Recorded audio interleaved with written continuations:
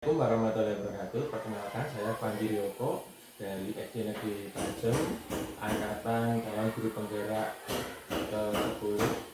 Pada kesempatan kali ini saya akan mewawancarai Ibu Anissa Saraswati selaku Kepala Sekolah di SD Negeri Sukosari Negeri. Selamat pagi, Bu Sarah. Ya, selamat pagi, Pak. Gimana kabarnya? Kabar baik. Alhamdulillah. Bu Sarah, pada kesempatan kali ini saya mendapat tugas dari calon guru penggerak tentang mewawancarai kepala sekolah terkait dengan kebijakan dilema etika dan bijukan moral. Selama ini bagaimana Bu Saras dapat mengidentifikasi kasus-kasus yang merupakan dilema etika dan dilema moral atau bijukan moral? Ya, kalau saya sendiri ya Pak, untuk mengidentifikasi apakah kasus yang saya hadapi itu dilema etika atau bujukan moral itu tergantung dengan kepentingan yang akan diambil.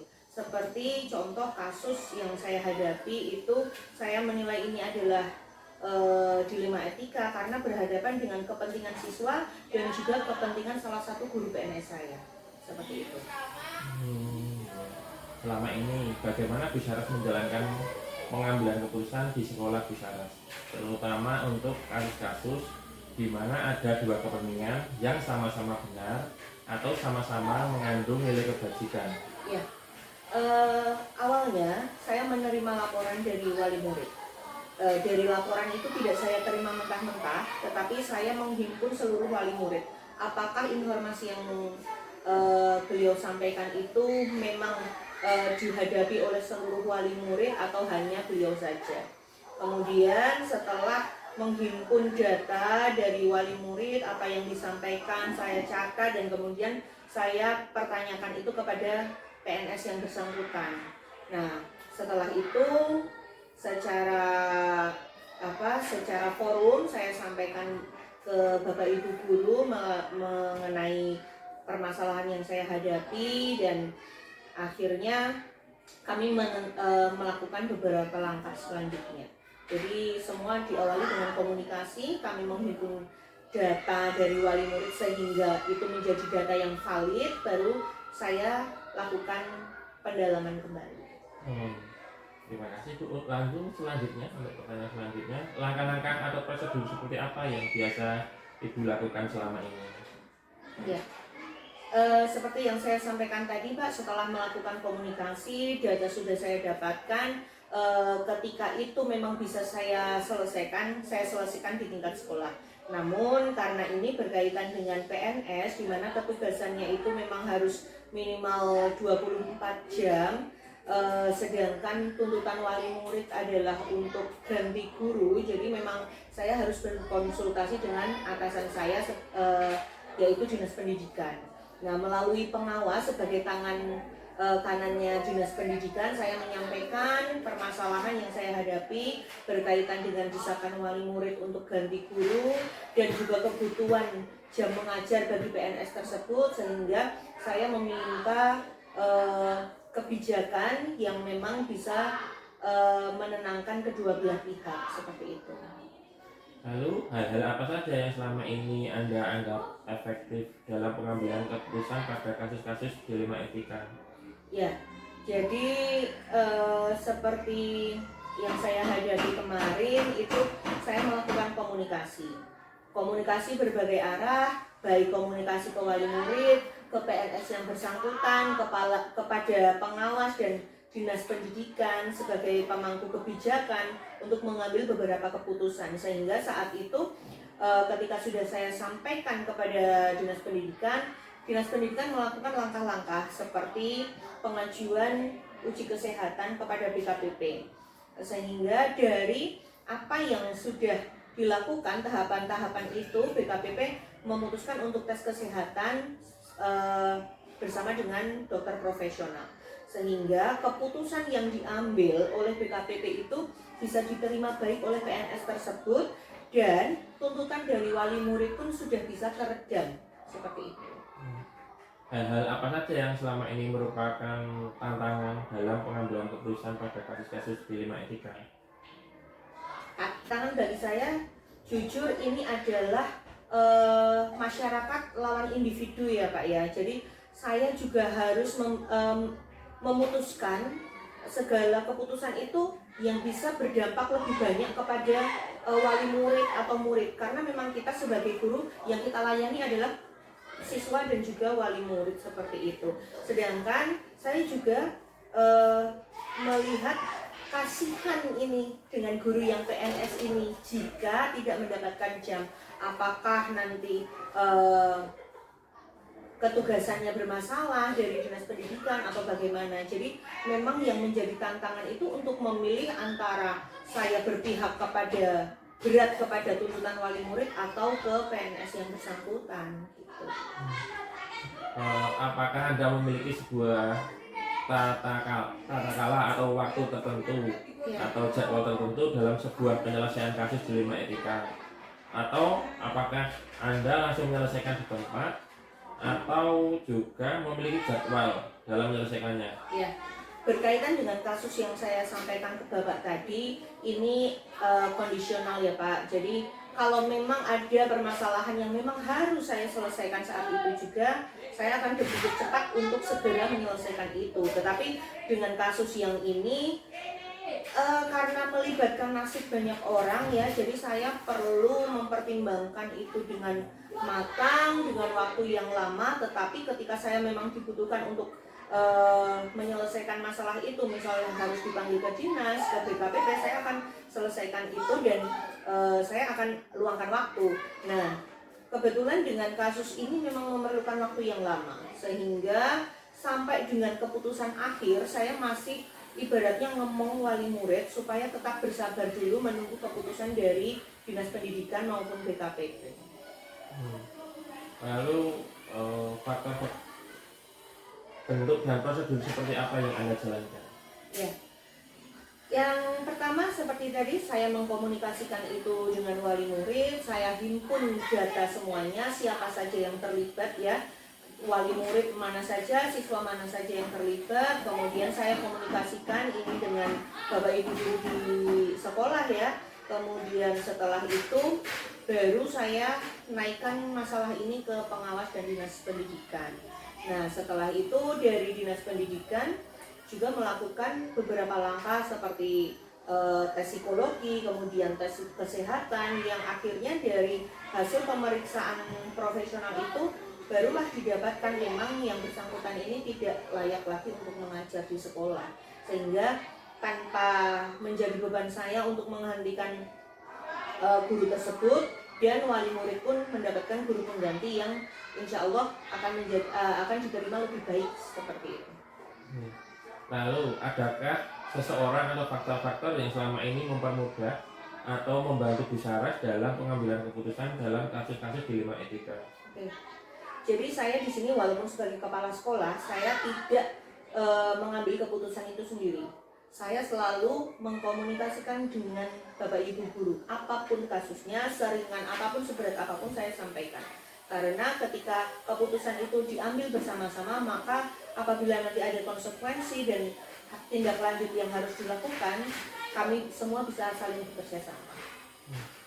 Lalu pertanyaan terakhir ya Bu ya, dari semua hal yang telah disampaikan, pembelajaran apa yang dapat bisa petik dari pengalaman tentang pengambilan keputusan dilema etika tersebut? Ya. Jadi ketika kita menghadapi sebuah kasus, kita tidak boleh menelan mentah-mentah dari laporan itu. Kita harus mengkomunikasikan itu lebih luas lagi, karena permasalahan dilema etika itu berkaitan juga dengan kepentingan seseorang. Sehingga apakah ini menjadi sesuatu yang urgent untuk segera diselesaikan, itu kita lihat urgensi dari beberapa wali murid itu. Kalau memang yang menuntut itu adalah sebagian besar wali murid, ya karena kita memang tujuannya untuk kepentingan seluruh keluarga sekolah, jadi memang kita prioritaskan terlebih dahulu untuk tuntutan wali murid itu. Paling tidak kita ngayam-ngayami dengan cara memberikan guru pengganti terlebih dahulu sampai PNS yang bersangkutan itu mendapatkan keputusan yang tepat dari BKPP dan juga Dinas Pendidikan. Yang jelas komunikasi itu yang utama bagi pemecahan masalah dilema etika. Terima kasih Bu Saras untuk informasi dan ilmunya. Sama-sama. Semoga bermanfaat untuk kita semuanya. Terima kasih.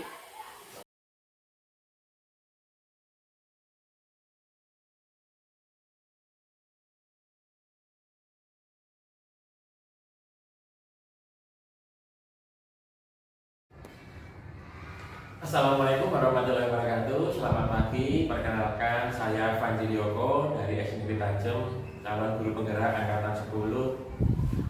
Pada kesempatan kali ini saya akan mewawancarai Bu Mintasi Sarjana Pendidikan selaku kepala sekolah di SD Negeri Lipo 2 tentang dilema etika dan rujukan moral. Bagaimana Bu Mintasi kabarnya? Alhamdulillah baik Pak Panji. Pak Panji sendiri bagaimana kabarnya? Alhamdulillah baik Bu. Terima kasih Bu Mintasi sudah meluangkan waktunya pada kesempatan kali ini sehingga kita bisa berbincang bagaimana Bu Mintasi mengidentifikasi kasus-kasus yang merupakan dilema etika ataupun rujukan moral. Nah, dalam menyelesaikan kasus di sekolah untuk mengidentifikasi apakah itu masuk dilema etika ataupun rujukan moral, saya mengkomparasi terlebih dahulu. Nah, kasusnya itu dari dulu benar atau benar salah ataupun salah. Nah, kalau benar-benar berarti itu sudah termasuk dilema etika. Sedangkan kalau benar salah atau kebalikannya salah benar itu berarti masuk rujukan moral. Sedangkan kalau salah itu tidak perlu diidentifikasi lagi. Seperti itu Pak Panji. Baiklah Bu Min, berarti yang dilema etika itu adalah kebenaran melawan kebenaran, sedangkan yang rujukan moral itu berarti kebenaran melawan salah gitu ya, kesalahan gitu ya. Kurang lebih seperti itu.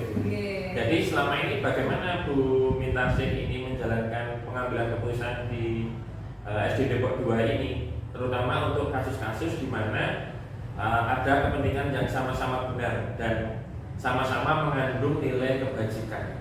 Nah, dalam menyelesaikan kasus yang mengarah ke dilema etika ini untuk di SD Negeri Depok 2, kami melihat terlebih dahulu bagaimana permasalahan itu dan bagaimana masalah itu mengandung banyak manfaatnya atau tidak gitu. Jadi dilihat dulu nanti masalahnya, jadi tidak langsung memutuskan gitu. Tapi terkadang itu ya tidak perlu juga dari sudut mana permasalahan itu kita lihat. Jadi kita memang perlu memperhatikan segala aspek ya. Iya, dari sekali. sudut pandang yang berbeda. Tidak hanya dari kepentingannya saja ya. Jadi yang jelas kita lihat permasalahannya seperti apa. Nanti kalau diselesaikan endingnya banyak manfaatnya atau mudorotnya. Oh iya, kebermanfaatannya Iya, berarti yang betul yang menjadi bahan pertimbangan. Iya. Jadi lebih banyak manfaatnya atau lebih sedikit manfaatnya seperti Iya, kurang betul lebih. sekali Pak Panji. Lalu yang selanjutnya untuk langkah-langkah atau prosedur seperti apa yang biasa Ibu lakukan selama ini dalam pengambilan keputusan? Dalam mengambil keputusan itu di SD Negeri Depok 2 yang jelas kita amati dulu kasusnya. Kita cari tahu, kita gali fakta-fakta yang ada di lapangan. Misalnya jika itu kasus antar guru dengan siswa. Maksudnya kasus antar guru dengan siswa misalnya begini Pak Panji. Ada kasus nih misalnya tiba-tiba ada simbah dari siswa itu kok datang ke sekolah mau melaporkan si guru ataupun kepala sekolah ke polisi karena anak tersebut mendapatkan perundungan dari siswa lain. Nah, untuk itu kami dari pihak sekolah tidak boleh serta-merta mengiyakan permasalahan tersebut, tapi kami harus cross check dulu permasalahannya dari guru, dari murid, dari orang tua, karena itu yang datang kan simbahnya, bukan orang tuanya.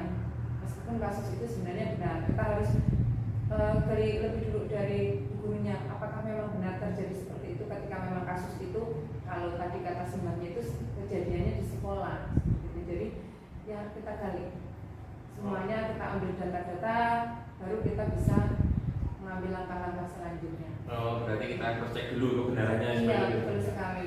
Nah, tapi hal itu juga sebenarnya bisa ini Pak Panji, misal kasus itu urgent dan mendesak, ya kita harus segera bertindak. Tapi kalau kasus itu butuh pemikiran yang lebih mendalam, ya nanti dulu kita paling nggak mendapatkan dulu permasalahannya sampai kita menemukan berbagai macam alternatif yang nantinya akan kita sampaikan ke yang bersangkutan. Baiklah, ini bisa jawabannya bisa saya pahami. Lalu yang selanjutnya Bumi, untuk hal-hal apa saja yang selama ini Bu Mintarsi anggap efektif dalam pengambilan keputusan pada kasus-kasus dilema etika? Nah, dalam kasus dilema etika seperti lanjutan dari pertanyaan tadi, gitu. Pertanyaan selanjutnya bahwa kita yang paling penting adalah menggali informasi dari berbagai macam sumber yang Dapat dapat dipercaya. Ini kalau kasusnya seperti yang di atas, kita tadi ada guru kelas terutama, karena kita di kelas ya, guru kelas, kemudian kita gali juga dari guru olahraganya juga, karena guru olahraga dan guru agama pun itu sering berinteraksi dengan anak-anak juga, meskipun tidak setiap hari intens seperti guru kelas. Kemudian dengan orang tua siswa tersebut, masing-masing siswa ya. Nah, kemudian baru karena tadi ada sumbernya, kita gali lagi dari sumbernya. Kalau memang sudah tertemukan semuanya, misalnya benar semua, tidak ada yang salah, ya baru kita dampingi bersama-sama supaya anak misalnya tadi kok mendapatkan perlindungan, kita sudah bertemu dengan yang bersangkutan semuanya, semua kembali seperti sedia kala. Dan alhamdulillahnya untuk kasus itu kemarin sudah terselesaikan dengan baik. Ada kasus seperti itu di semester lalu. Nih, untuk selanjutnya Bu Min, untuk hal-hal apa saja yang selama ini merupakan tantangan dalam pengambilan keputusan pada kasus-kasus dilema etika, kira-kira yang menantang apa itu ketika Ibu memutuskan hal seperti itu? Nah, untuk yang dilema etika itu menantangnya begini, yang jelas setiap keputusan itu ya hubungannya sama hati juga. Hati nurani itu. Hati nurani. Nah, untuk dilema etika tersebut tergantung dari sudut pandang mana sih sebenarnya ya. Kalau dari hati kecil kita sendiri kadang ya, karena benar produk benernya, ya mau bagaimana tetap salah satu ada yang harus Kita kalahkan. Nah, mengalah itu bukan berarti kalah, tetapi ya tadi supaya semuanya menjadi baik-baik lagi. Ya, harapannya kita rangkul semuanya dari yang memiliki bukan memiliki masalah ya, yang memiliki dilema etika tadi supaya semuanya saling bergandeng tangan nanti seperti sedia kala. Jadi gitu, hanya tidak enaknya di hati kita masing-masing. Iya, iya. Lalu yang selanjutnya Bu, apakah Bu Mintarsi ada tata cara atau jadwal tertentu dalam menyelesaikan kasus dilema etika, atau Bu Mintarsi langsung mengeksekusi Pak ini jawabannya ini, ataukah ada prosedur yang harus Bu Mintarsi jalankan? Ya, untuk menyelesaikan kasus dilema etika tadi saya juga sudah di atas di pertanyaan-pertanyaan sebelumnya juga sudah saya singgung bahwa ketika menyelesaikan kasus dilema etika kita lihat dulu permasalahannya. Kalau kita kategorikan sebenarnya berat, ringan, itu seperti itu ya. Nah, nanti kalau misalnya yang memang butuh cepat diselesaikan, kita langsung segera bertindak untuk menyelesaikan masalah tersebut, kasus dilema etika tadi. Tapi kalau yang butuh pemikiran mendalam, kita endahkan dulu, baru kita cari referensi gitu ya, referensi. referensi. Karena Bu Mintarsi kan tidak beli sendiri ya, Iya, ada komunitasnya KS di Tugus, kapan lewat juga. Apalagi kalau misalnya permasalahan di sekolah, kita kan harus menyelesaikan dulu bersama Bapak Ibu guru. Enggak hanya saya sendiri yang berperan, meskipun saya pemimpin di sini kan tentunya kebijakan-kebijakan itu harus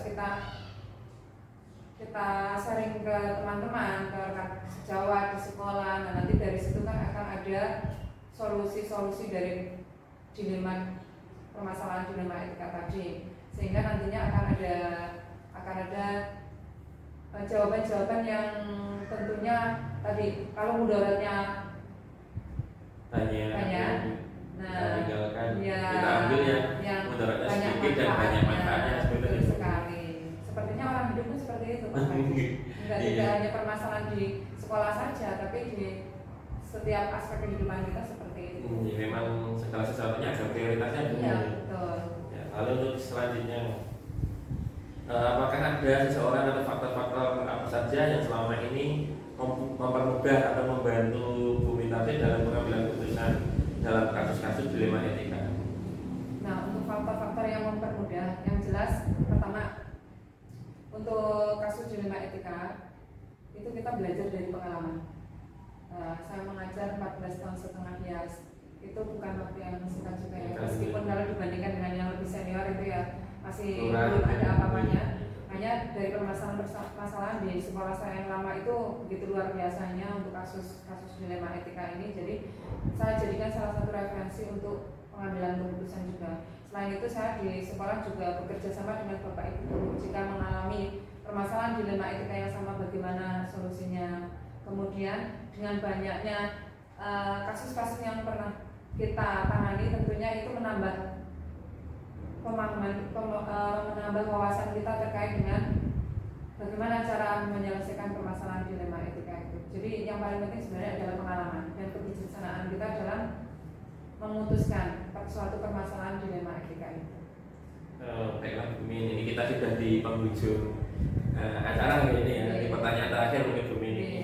Dari semua hal yang telah Bu Min sampaikan tadi, pembelajaran apa yang dapat kita petik dari pengalaman Bu Min ketika mengambil keputusan dilema etika ini? Jadi hal apa atau pembelajaran apa yang Bu Min peroleh dari pengambilan keputusan? Jadi dalam memutuskan perkara dilema etika ini, hal yang paling mengesankan itu sebenarnya adalah pengalamannya. Kita itu nggak bisa memuaskan semua pihak. Jadi mohon maaf ya, jadi ketika kita menyelesaikan masalah, tentunya terkadang ada pihak yang mungkin merasa terdolimi, bisa jadi tersakiti. Ya, karena itu orang hidup itu mesti ada pro dan kontranya, ada senang dan tidaknya. Jadi yang penting kami sudah tadi, untuk setiap permasalahan kita penyelesaiannya adalah mana yang banyak manfaatnya, gitu Pak Panji. Jadi tidak hanya mempertimbangkan dari kepentingannya saja, meskipun itu tidak mutlak seperti itu. Cuma yang paling pokok adalah bagaimana masalah itu terselesaikan dengan baik dan semua kembali baik-baik saja. Terima kasih Bu Min, alhamdulillah sudah di penghujung session ya ini ya. Tadi pertanyaan terakhir sudah dijawab oleh Bu Min. Mudah-mudahan wawasan dari Bu Min ini nanti bermanfaat untuk saya pribadi dan nanti untuk referensi mungkin ya dari teman-teman yang lain. Demikian Bu Min, ada kurang lebihnya mohon maaf. Wassalamualaikum warahmatullahi wabarakatuh. Waalaikumsalam warahmatullahi wabarakatuh. Terima kasih Pak Panji atas sharingnya.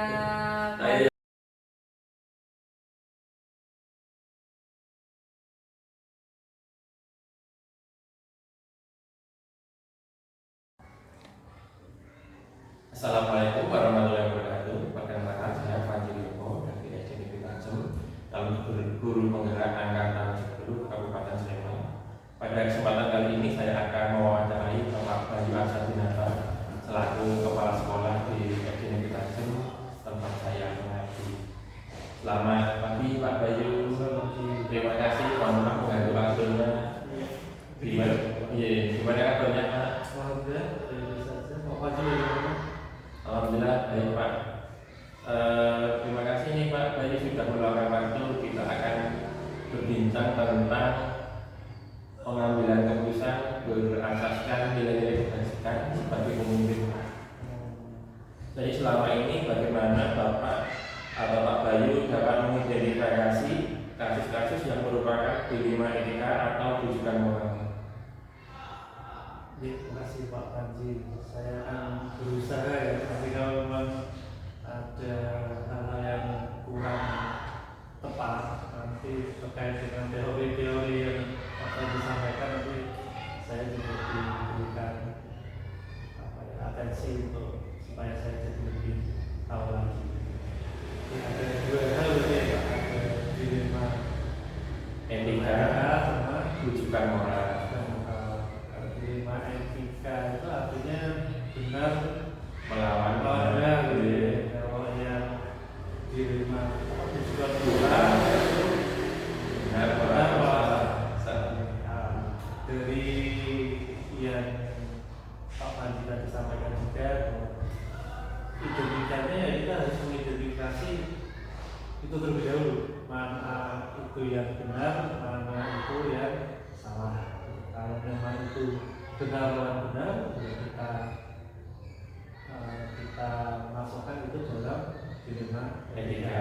Itu memang harus ditindaklanjuti, harus diambil sebuah keputusan. Tapi kalau memang benar lawan salah, rujukan moral berarti kan ya sudah, berarti ya bisa kita simpulkan, kita putuskan bahwa itu memang tidak bisa kita tidak lanjuti. Artinya memang kalau sudah salah kan tidak bisa dibenarkan gitu ya, seperti itu. Jadi mengidentifikasi terlebih dahulu apakah itu tindakan yang benar ataukah itu tindakan yang salah. Lalu untuk yang selanjutnya, bagaimana Pak Bayu selama ini dalam menjalankan pengambilan keputusan di SD Negeri Tajem, terutama untuk kasus-kasus di mana ada dua kepentingan yang sama-sama benar atau sama-sama mengandung nilai kebajikan atau yang biasa kita kenal dengan dilematika. Dengan dilematika ya, bagaimana saya menanggapinya di SD Tajem. Ya, terkait dilema etika, tentunya saya harus mengetahui dulu secara terperinci akar masalah atau latar belakangnya terlebih dahulu. Dan bagaimana cara saya mencari tahu? Tentunya dengan konfirmasi langsung kepada personel-personel yang memang terlibat dalam dilema tersebut. Harapan saya dengan mencari tahu mana latar belakangnya dari kedua belah pihak atau dari dua kelompok yang mempunyai benar lawan benar ya, saya bisa bisa menjembatani kedua kelompok atau kedua personel tersebut. Nah, karena dengan mengetahui tersebut nanti saya juga bisa mencari opsi-opsi yang lain dari permasalahan atau dari dilema yang muncul. Dengan dilema etika, nanti dari keduanya sudah memahami apakah ada opsi yang lain yang bisa kita lakukan kepada kedua personel atau kedua kelompok dengan pemahaman yang sama-sama benar ya. Jadi kalau memang benar jadi memang kita harus benar menelusuri mana yang akan kita pilih, tentu saja yang banyak manfaatnya dan sedikit mengandung mudarat seperti itu ya Pak. Lalu untuk yang selanjutnya Pak, untuk langkah-langkah atau prosedur seperti apa yang selama ini Pak Bayu lakukan untuk mengambil keputusan? Ya, seperti yang tadi sudah saya sampaikan ke Pak Panji, yang pertama saya akan mencari latar belakang, mencari akarnya. Setelah itu baru kemudian saya coba pertimbangkan dengan peraturan, kalau memang itu menyangkut peraturan, dan dengan budaya, kalau menyangkut dengan budaya. Dan setelah saya mengetahuinya, baru saya pertimbangkan apakah ada pilihan-pilihan lain saya tawarkan kepada kedua itu untuk menyelesaikan atau untuk mengambil keputusan. Terus selain itu saya juga akan berusaha untuk mensimulasikan jika saya mengambil keputusan ini apa yang akan terjadi, jika saya mengambil keputusan ini apa yang akan terjadi. Nah, dari pertimbangan tersebut akhirnya saya akan memutuskan mana yang itu yang terbaik. Terima kasih Pak Bayu. Lalu untuk pertanyaan selanjutnya, hal-hal apa saja yang selama ini Bapak anggap efektif dalam pengambilan keputusan pada kasus-kasus dilema etika? Efektif tentunya yang pertama dalam hal mencari akar masalah. Saya mencoba ketika mencari akar masalah melakukan pendampingan secara individu. Jadi semua saya temui, semua saya tanyakan terkait informasi-informasi apa yang bisa saya peroleh. Dari situ itu sangat efektif, karena pertimbangan selanjutnya pastilah menggunakan dasar informasi yang saya terima. Nah, ketika informasi itu disampaikan secara ikhlas, secara benar-benar real, itu keputusan yang saya ambil itu memang saya rasa keputusan yang terbaik. Ya, terima kasih Pak Bayu. Lalu untuk tantangannya Pak, kira-kira ada tidak tantangan-tantangan yang Bapak hadapi ketika mengambil keputusan pada kasus-kasus dilema etika?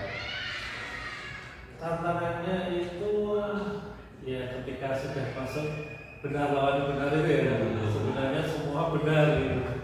tapi memang harus ada satu keputusan, harus ada trilema yang kita ambil untuk supaya mewadahi semuanya. Itu sih menurut saya yang sulit gitu.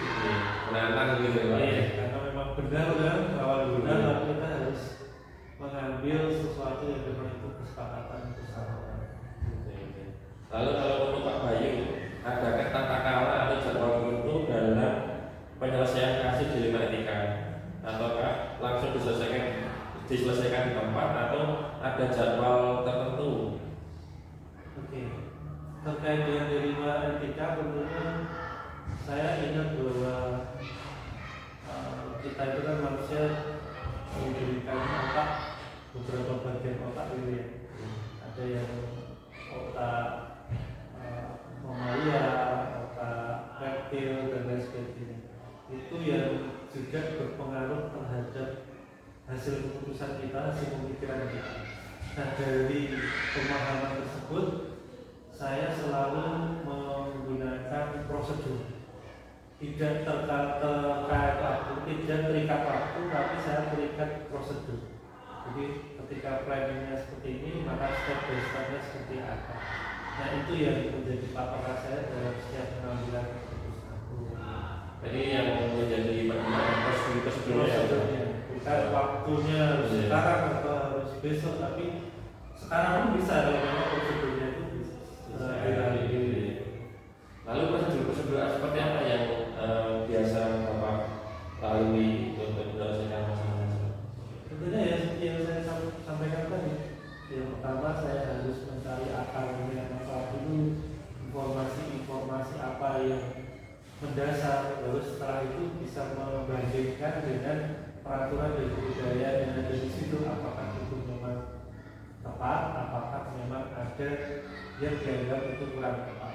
Dari hal tersebut maka akan memunculkan opsi-opsi lain, cara-cara lain yang memang mewadahi semuanya, sehingga pilihan-pilihan atau keputusan-keputusan itu bisa dilaksanakan semuanya. Lalu selanjutnya Pak Bayu, adakah seseorang atau faktor-faktor yang selama ini mempermudah atau membantu Pak Bayu dalam pengambilan keputusan dalam kasus-kasus dilema etika? Tentunya semua, kalau aktor ya semua yang terlibat. Kalau saya lebih ke semuanya ya, jadi tidak hanya yang sedang terlibat dalam dilema etika tersebut, tapi aktor-aktor yang memang ada di, kalau kita di Sitajem itu ya semua warga di Sitajem itu sangat membantu, karena informasi-informasi yang dibagikan kepada saya dari semuanya itu bisa saya gunakan untuk mengambil keputusan. Jadi pertimbangan seperti itu. Lalu Pak Bayu ini kita sudah di penghujung acara, kita pertanyaan terakhir ya Pak ya. Dari semua hal yang disampaikan Pak Bayu tadi, ada pembelajaran apa yang dapat Pak Bayu petik dari pengalaman dalam mengambil keputusan dilema etika tersebut? Yang paling utama yang saat ini saya sedang merasakan itu keefektifan dalam penyelesaian termasuk dilema etika itu adalah informasi.